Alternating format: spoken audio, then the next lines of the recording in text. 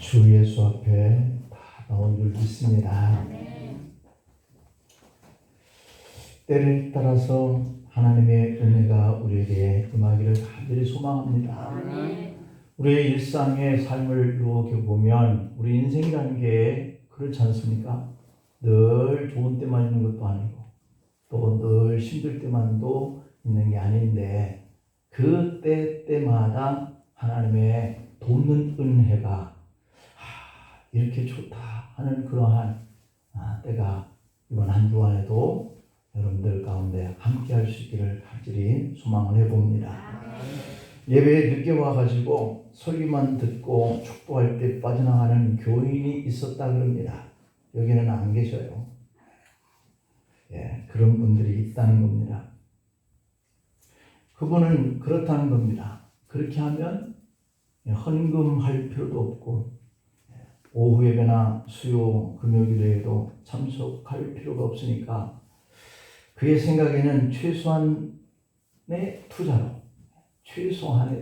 투자로 최고의 유익을 구하는 그런 신앙생활을 하고 있다라고 자부를 했다고 그럽니다. 그분이 예배드리는 천국에 이렇게 예배를 드리고 있으니까 분명히 나는 천국은 간다라고 하는 그런 자긍심도 있는 겁니다. 또 그렇게 하니까 물질도 시간도 손해보지 않으니까 참 좋다라고 생각을 했다고 그럽니다. 그런데 어느 날 그가 중병에 걸려서 병원에 입원을 하게 되는 날이 있었다는 겁니다. 그는 침상에 누워서 하나님 앞에 기도하기 시작합니다. 이렇게 합니다. 하나님, 왜 이렇게 하나님 앞에 기도를 해도 제 병이 차도가 없습니까? 그러면서 하나님 앞에 불평하는 기도를 드렸다 그래요. 하나님, 주일날 저는 사실 한 번도 빠지지 아니하고 예배에 참석했었는데 왜 하나님의 능력이 이렇게 나타나지 않습니까? 라고 하는 거죠. 그러자 하나님이 그렇게 응답하시는 것 같았습니다. 너는 성전에 와서 얼굴만 살짝 비치고 가지 않았느냐? 그래서 나도 병실에 가서 살짝 얼굴만 비치고 나온 것이다. 너에게 똑같이 했다는 겁니다. 너는 항상 바빠가지고 내게 드릴 시간이 없다고 그렇게 말했지 않느냐? 나도 너에게만큼은 바빠서 안수할 시간이 없었단다 라고 했다는 겁니다. 그래서 그는 그 후로 큰 깨달음이 있어서 형식적으로만 들었던 그의 신앙생활을 회개하고 하나님 앞에 나올 때마다 정성을 다하는 그런 은혜의 보좌 앞에 나아가면서 하나님을 섬기기 시작했다라고 그럽니다.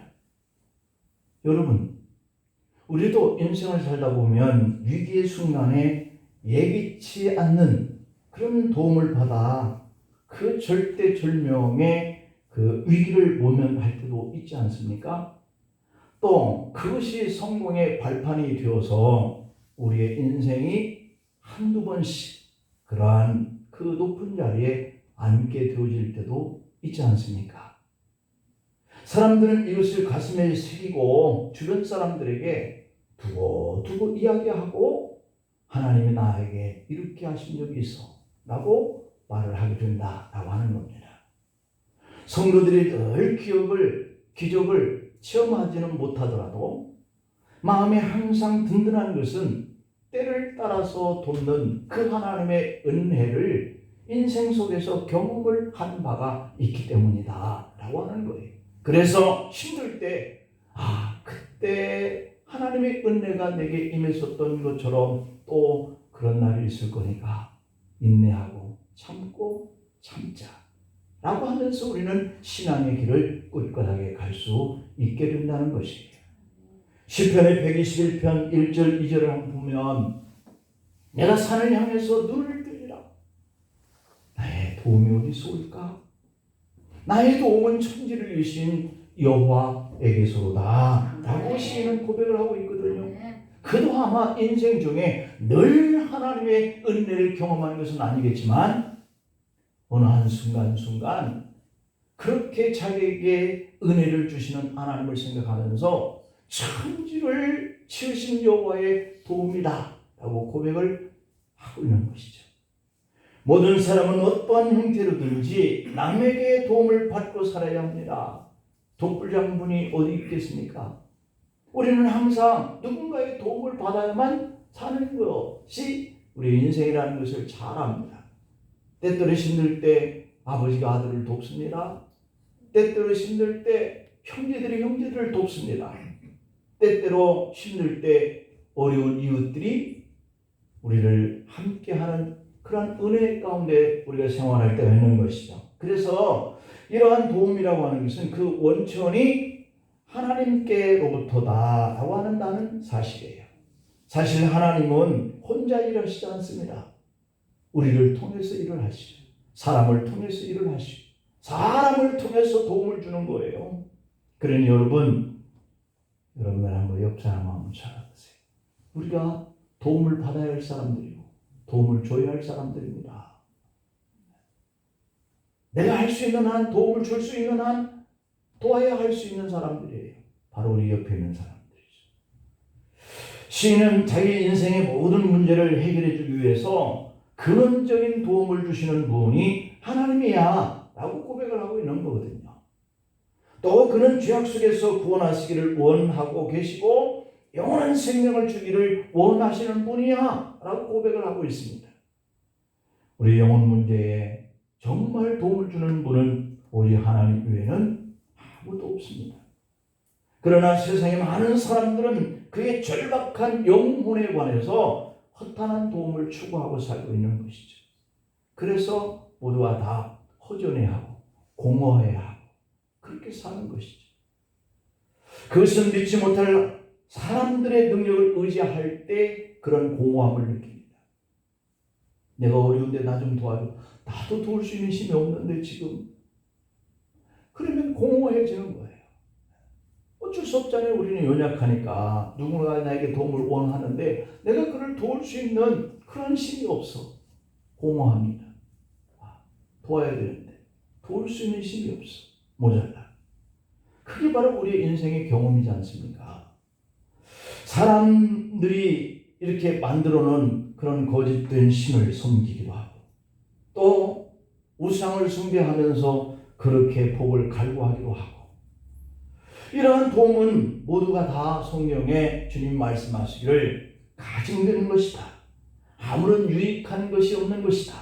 허탄한 것들이다. 이렇게 분명하게 선을 긋고 있습니다. 그러니 우리의 근원되어 주셔서 돕는 그 하나님 앞에 우리가 도움을 청해야 돼요.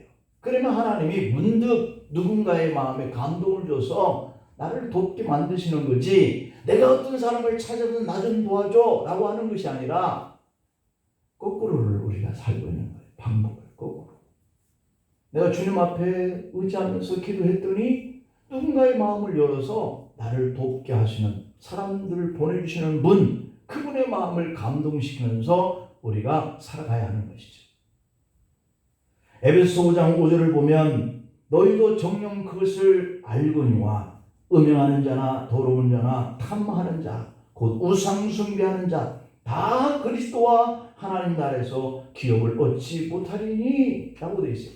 다 이렇게 하는 사람은 기업을 얻지 못한다는 거예요.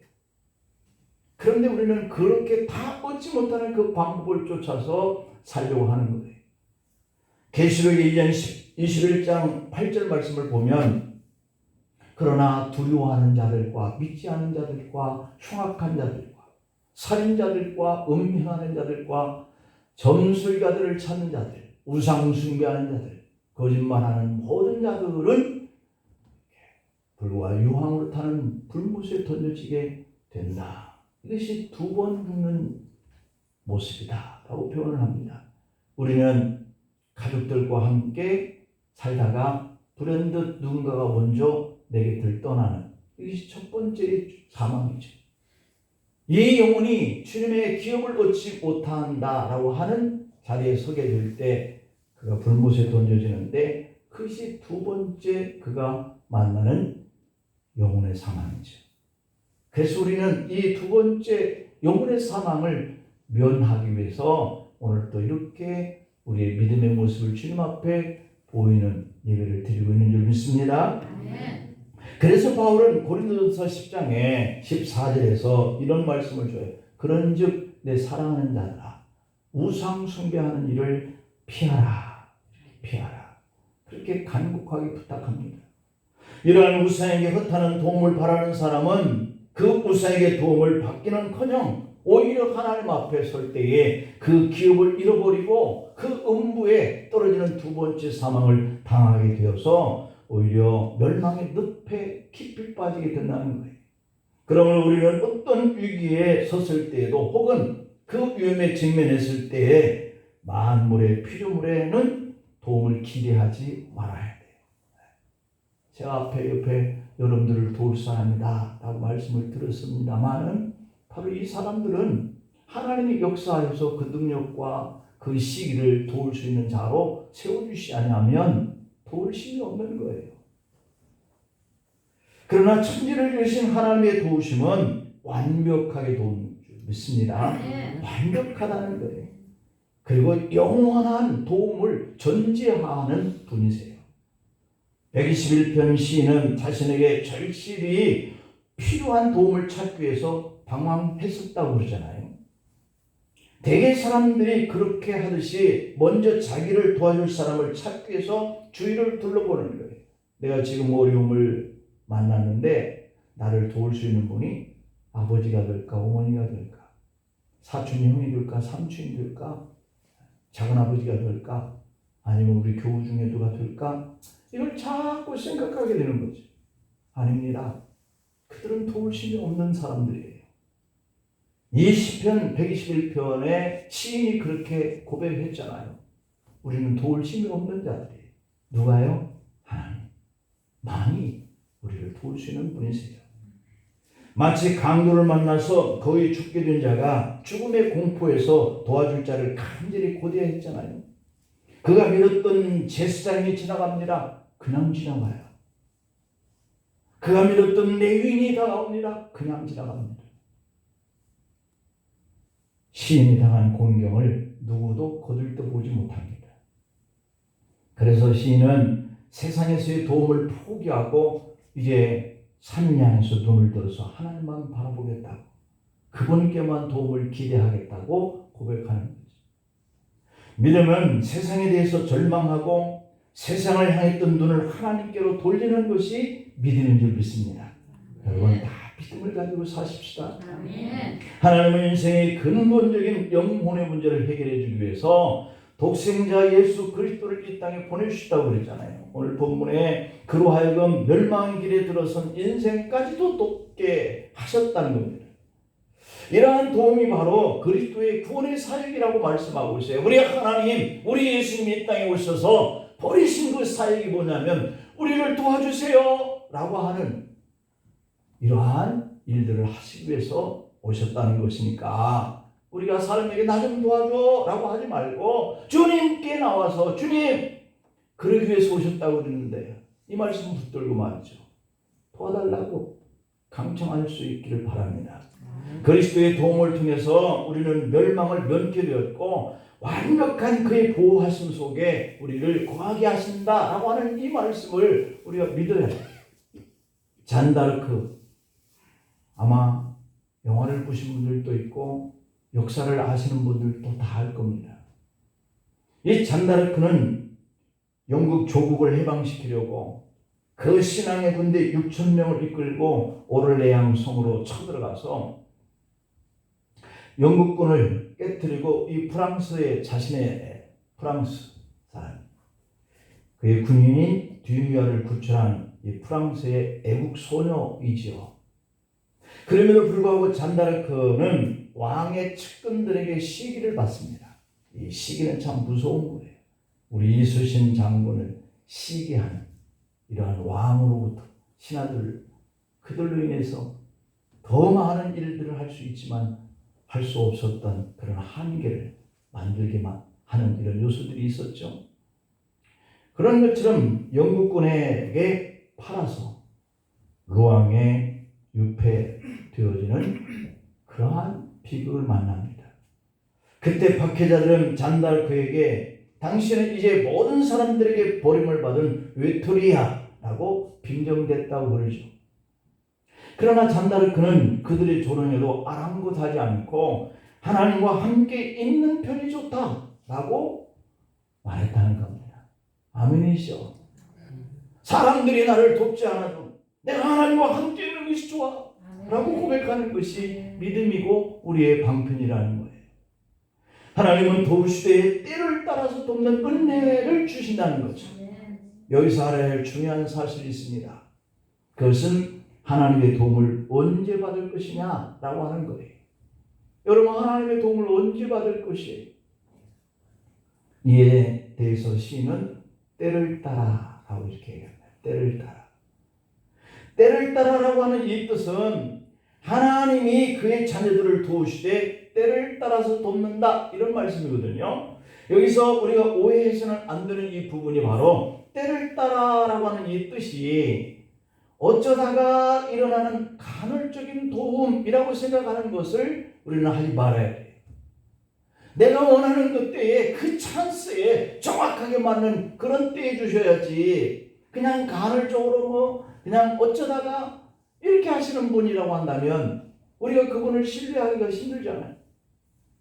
그런데 이 때를 따라라고 하는 이 단어는 유카이론이라고 하는 단어, 유카이론이라고 하는 이 단어는 어떤 뜻을 가지고 있냐면 때를 잘 맞춘다, 때를 적절하게 맞춘다, 이런 뜻이에요. 그러니 우리에게 가장 적절한 때에 하나님의 은혜가 임하게 하시는 분이라는 겁니다. 그래서 우리가 주님께 도움을 청하면 그분이 생각할 때 우리에게 이때 도와야 가장 정확해 라고 하는 그때에 도우신다는 거예요. 그래서 우리에게 효력을 증대시켜 준다는 거예요. 아무 때나 도와서 또 도와서 또 도와서가 아니라 내가 하나님의 도움을 받아야 그때가 나의 어떤 일에 효과적으로 나타나는 그런 때, 이런 때에 하나님이 일하신다는 거죠.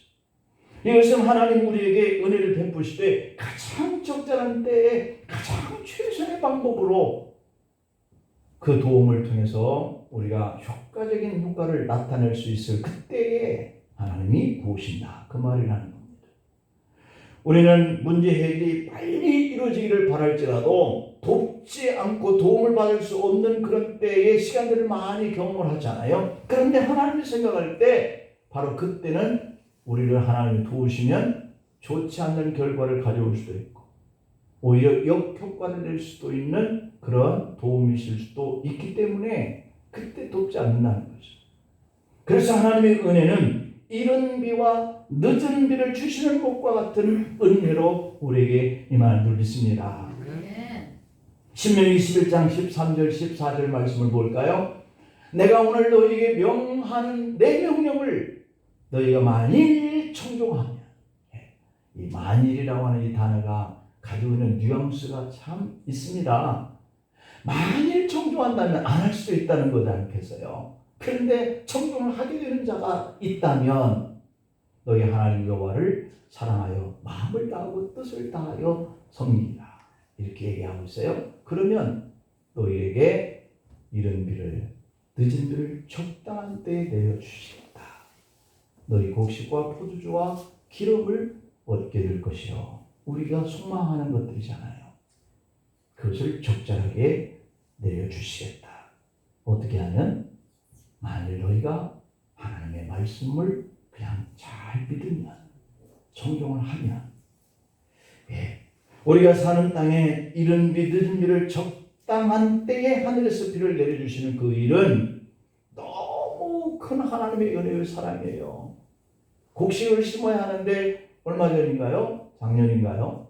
금년 초인가요? 비가 없어서 가물어서 농사를 짓지 못하고 심었던 벼 농사에 거북이 등처럼 쫙쫙 갈라진 모습들을 우리가 뉴스에 보면서 참 애를 태운 적이 있을 겁니다. 바로 그겁니다. 우리가 농사를 지으려고 아무리 애를 써도 위에서 그때에 지을 수 있는 찬스, 가장 적절한 이 비를 내리지 않으면 그렇게 될 수 있다라고 하는 것이 왜 안 내려주실까요? 하나님을 찾게 하려. 하나님께 향하여서 우리의 전심의 마음과 뜻과 정성을 나타내는 것을 보고 싶어서 때로는 그런 고난과 시련을 우리에게 주시는 거예요. 그래서 이런 비 적당한 때 이것을 우리는 원하는데 그렇게 하시지 않는 하나님의 뜻은 너희가 다만 내 말씀에 청종하지 않았기 때문이다. 이렇게 역설적으로 우리에게 가르쳐주고 있는 환경인 거죠. 만약에 지금 우리의 환경이 그런다면 우리는 믿음을 발휘해서 다만 하나님의 말씀에 청종하려고 하는 믿음을 발휘하셔야 될 줄을 믿습니다. 고린도전서 10장 13절 말씀을 보니까 사람이 감당할 시험밖에는 너희가 당한 일이 없어 라고 말씀해요. 여러분, 왜 나만 이런 시련을 당하고 왜 나만 이렇게 지긋지긋한 고통을 당하게 하시지? 라고 생각하실 때 있었잖아요. 왜 우리의 가정은 이렇게 늘 불행해? 왜 내가 하는 일마다 이렇게 실패해? 왜 남들은 잘 되는데 우리 자녀들이 이렇게 잘 되지 않아?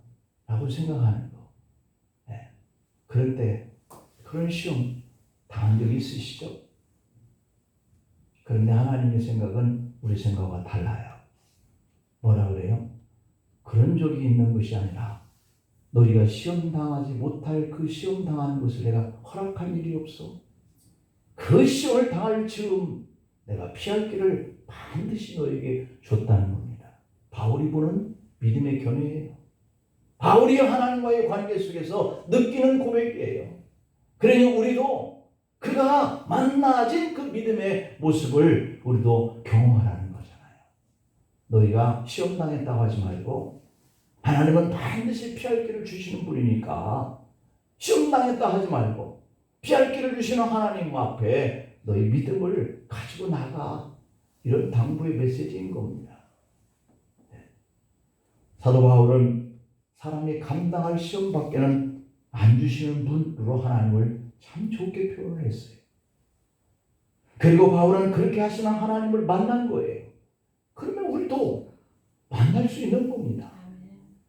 어떤 무게가, 어떤 고난이 나를 짓는다 할지라도 그것은 하나님께서 충분히 내가 감당할 수 있을 것처럼 여기시는 그런 믿음의 사람이라고 하니 얼마나 다행입니까? 하나님이 적어도 우리를 그렇게 생각하고 계신다는 거니까요. 여러분들이요, 믿음 없다고 생각하지 마세요. 그 고난을 충분히 여러분이 감당할 수 있을 만하니까 주신다는 거예요. 그러니 그렇게 여겨주시니까 감사하잖아요.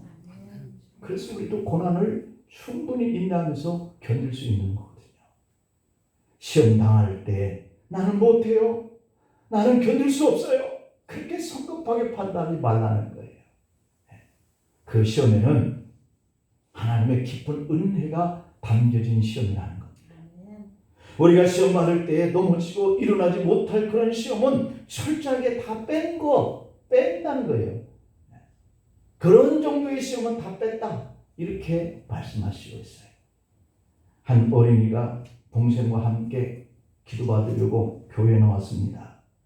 아이는 축구공이 맞아 이 눈이 이미 실명된 상태고 그 여파로 다른 한쪽의 눈까지도 시력을 잃어갈 그런 즈음이었어요. 안수기도를 받기를 소원했기 때문에 목사님은 몇 차례 간절하게 이 아이의 눈에 손을 대고 기도해 줬습니다. 그런데도 이 아이의 눈은 더욱더 악화만 되어갔습니다. 목사님은 아이에게 야, 하나님께서 너에게 주신 꿈을 그래도 포기하면 안 된단다 라고 용기를 주셨어요. 손을 얹고 기도를 했는데도 낫지 않습니다. 그 아이 얼마나 마음이 아프겠어요. 교회에 나와서 목사님에게 안수기도 받으면 문제가 해결돼. 그러니까 얘야 교회 나가라 이 소리를 듣고 나온 것 아니겠어요. 그러니 안수를 받고 하면 눈이 좋아지고 떠질 줄 알았는데 점점 악화되니까 실망이 크지 않겠습니까? 여러분도 여기에 그런 분 계실 겁니다.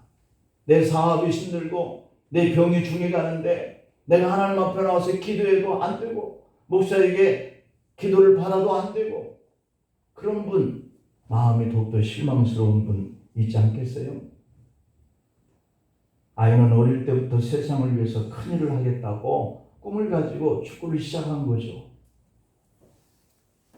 그런데 오히려 눈이 한쪽은 실명하고 또 한쪽마저 시력이 약해져 갑니다. 와, 정말 답답할 일이고 인생을 그냥 다 던져버리고 싶은 마음이 들었을 겁니다.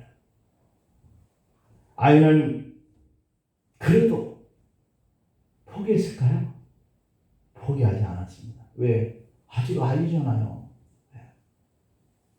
포기하지 않고 그는 시각장애인 학교를 들어가서 졸업합니다.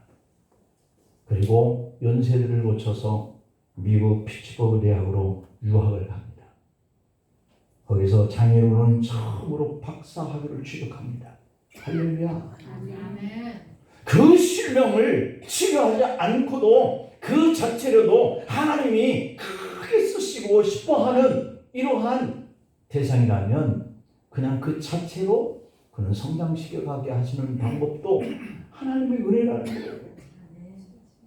우리는 항상 그것을 치료받고만 되어야만 내가 하나님께 큰 은혜요 사랑을 받았다고만 생각하지, 아닙니다. 하나님의 뜻과 계획은요 그 자체 그 환경이 변하지 않고도 충분히 그를 통해서 하나님의 영광을 드러내는 복된 삶을 살게 하시는 방법도 쓰신다는 거예요.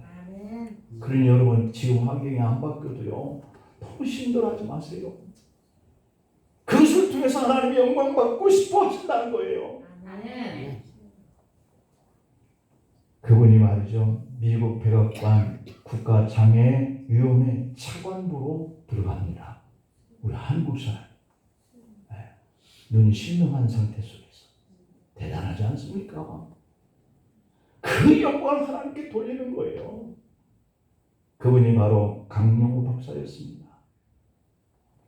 그는 볼 수 있는 사람보다 더 유리하게 미국의 차관부의 역할을 감당하면서 그렇게 사는 거예요. 그가 축구를 잘했다고, 눈이 실명이 안 됐다고 한다면 어느 정도 살았을 것 같아요? 뻔하지 않습니까? 유명한 축구 선수가 되었든지 아니면 중간에 탈락되어가지고 축구 선수에서 자꾸 빼놓고 말이죠. 넌 그렇게 잘하지 못한다. 이런 사람이 되어가지고 유축당해서 세상을 그렇게 살 수도 있었지 않겠어요? 그런데 실명이 되는 그 순간부터 그의 인생의 축구의 인생에서 미국의 차관부로 일할 수 있는 인생으로 하나님이 이끌어가는 그 과정을 한번 보세요. 시험을 이기도록 도우시는 하나님의 은혜, 방법이 달라요. 도우시는 하나님은 피할 길을 열어주시는 그 은혜가 우리의 생각과 너무 달라요. 어떻게 하실지 모르거든요. 내가 지금 이 만난 이 환경의 어려움이 나를 앞으로 어떻게 할지 모르거든요. 그러니까 실망할 필요 없어요. 오늘 본문 16절을 보면 그렇게 말씀합니다. 그러므로 이 모든 것들을 다 함축해서 그러므로 우리는 긍휼하심을 받고 때를 따라도 없는 은혜를 얻기 위해 살아야 한다. 어떻게? 하나님의 은혜의 보좌에 담대히 나가는 것, 이것이에요. 아멘. 우리는 믿음을 가지고 주님 앞에 나오는데요, 담대한 이런 마음이 어떤 마음이에요? 오늘 나가면 주님이 나에게 어떤 은혜를 주실까? 이런 생각으로 나오는 거예요. 그게 얼마나 담대합니까? 우리는 이 말씀대로 우리의 연약함을 도우시는 그 예수 그리스도를 힘입어서 우리가 때를 따라 돕는 은혜를 얻기 위하여 주님 전에 나오는 거예요. 그러면 때를 따라 돕는 은혜를 받기 위해서 우리가 해야 할 일이지 않겠어요? 그 해야 할 일이 뭘까요? 몇 가지만 간단하게 정리해 보면 오늘 14절 말씀 보니까 그리스도를 믿는 도리를 굳게 잡아야 한대요.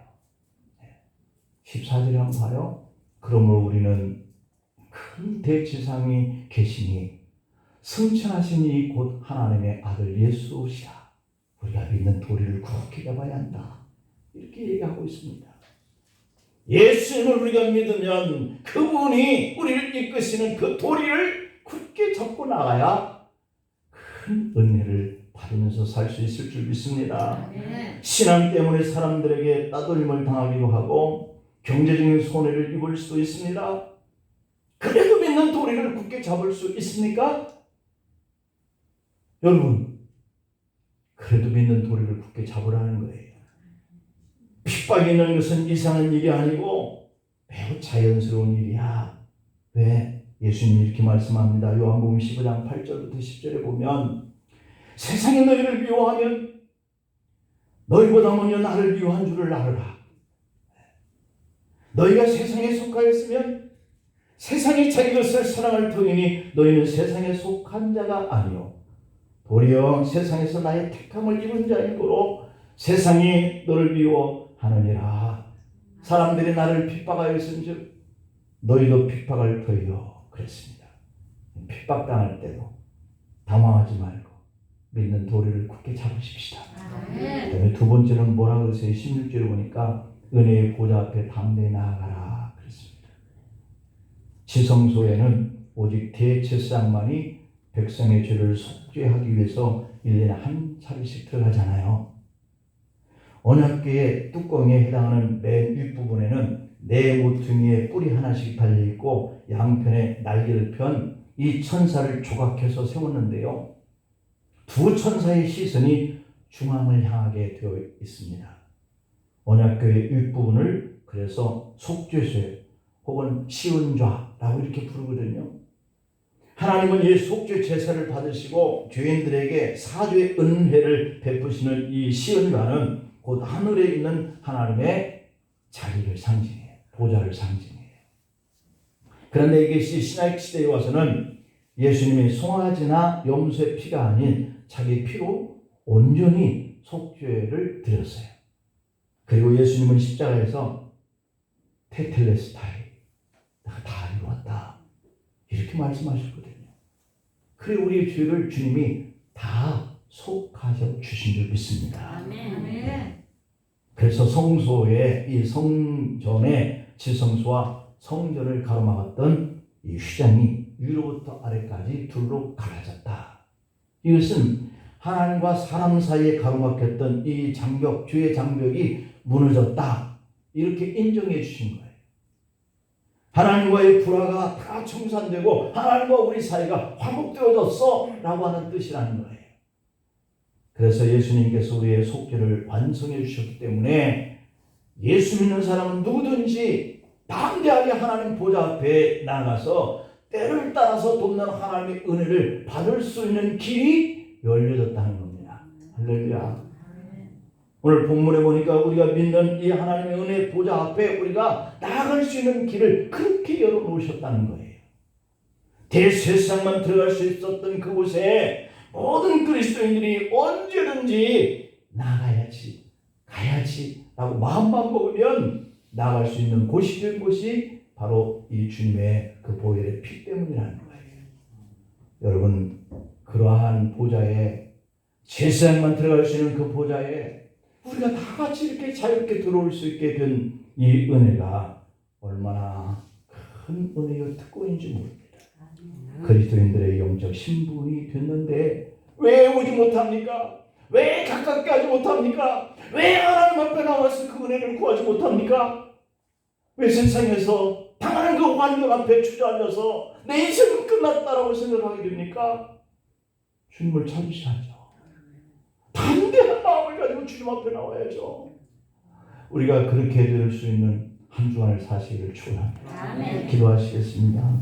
아버지, 주님의 은혜를 받고 싶습니다. 우리가 믿음을 담대하게 가져서 하나님의 말씀을 그런 건가?